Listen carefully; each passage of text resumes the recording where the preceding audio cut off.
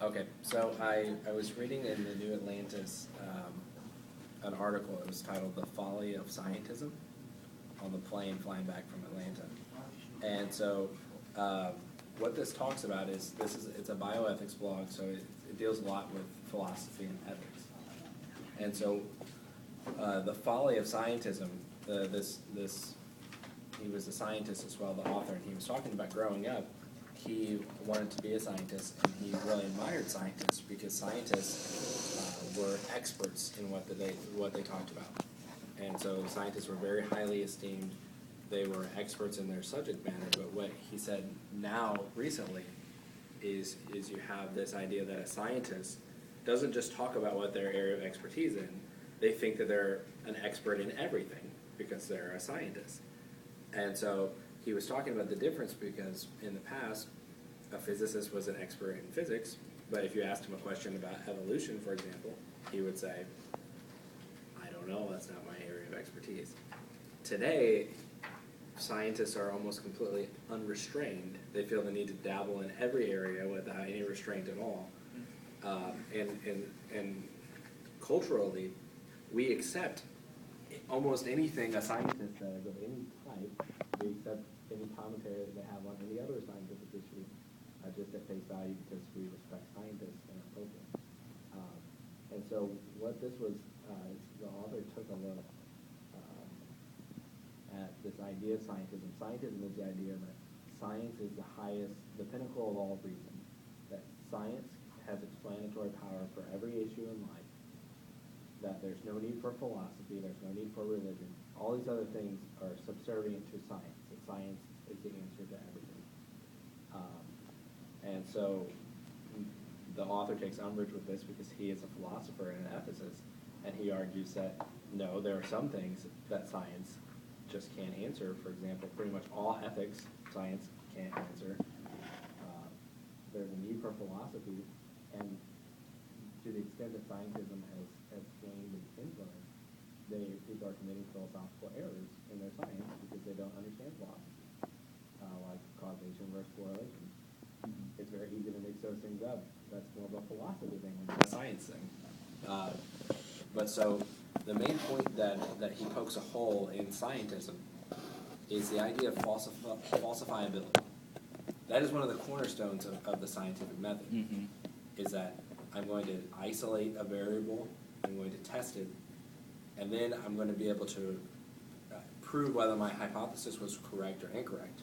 And then you can replicate the results. So that somebody else, if they don't believe me, could try the same thing, and either it worked or didn't work, I was lying or it was truthful. That used to be the bar that measured science, is can I prove this? Is this what we know? So the fundamental, anytime you hear someone say anything and they claim it's science, if it's actual science, it can be proven wrong. So if I say that Goodyear tires are better than Firestone tires, and by better I mean I can test that. We can put them on a track and roll them and see which one goes faster. So that's something that's falsifiability. It has falsifiability. You could prove that right or wrong. If I say that there are multi-parallel universes and there's an infinitesimal number of other parallel universes that are exactly like ours, except they may have happened slightly different. You get into a lot of the metaphysics. That is not science. Why is that not science? Because I can't prove that that's not true. And you can't prove that it is true. So that doesn't have the authority of science. It's a scientific idea, but it's not scientific fact in any way.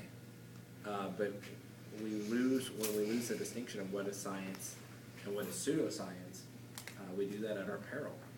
And so a lot of science that's accepted on the news, a lot of science that you see on the History Channel, of all places, or Discovery Channel, a lot of it is pseudoscience, and it's not rooted in anything. It's an ideology, but it's masquerading around as science, which is damaging to actual science itself. People think that there is this contradiction now between science and faith, because you have the scientific explanation for why the world is, and the religious explanation. But science doesn't give an explanation for how the world came to be. That's not scientific. Scientific is, what is the world? What is this rock? What is it made of? How does it work? Yeah, how does it work? What does it do? What are its properties? But science can't answer, how did we get here? Where did the universe come from? What's the purpose of the universe? That's not a question that science can answer, which is why we need philosophy. We need religion. And so science isn't the end all and be all. You have this, the institutionalized science is another thing that he talks about, where you have, if a bunch of scientists agree on something, it's scientific all of a sudden. And it's like, well, once again, no. Even if all the scientists agree that we should have higher taxes, that doesn't make it scientific, because a bunch of people who study science think something a certain way, but that's not how we act. So, for example, global warming. Well, there's a consensus of scientists. Well, that science isn't based on consensus. It's not majority rules. It's test, replicate. Is it true or is it not true? So, anytime they're talking about the number of scientists that agree, doesn't matter. Because if it's actual science, you can prove it right or wrong. If it's pseudoscience, then you need to just take a step back and say, this isn't science, this is just what I think. And most of the time, these bad science is really on issues of faith, where I reject this, I believe this, but that's not scientific. That's pseudoscience, or just an alternate religion. So there was 3 areas that he really broke down. Let me see if I can